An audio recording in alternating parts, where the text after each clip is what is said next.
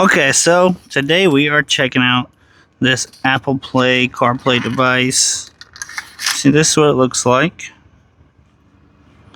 And it comes with two different cords, one for USB-C to USB regularly, and then USB-C to USB-C. That's one we're going to be using today. And this should connect with Bluetooth really easily. I'm going to go ahead and plug it up here. Plug it up to my USB-C on my truck. I should go ahead and activate it. It's going to be looking for a Bluetooth signal now. And it's going to start looking for a device. So, Smart Dongle 777A. Go ahead and connect to that. Pair. Allow. So you can see you got your map here. Go to music. And play any music. Play your music. Make some calls. And all your other apps are there as well. She can hit her Dunkin' Donut app. She can check her messages. All that good stuff.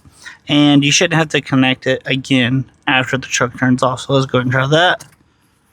Open the door up. Have everything cut off. Close the door back.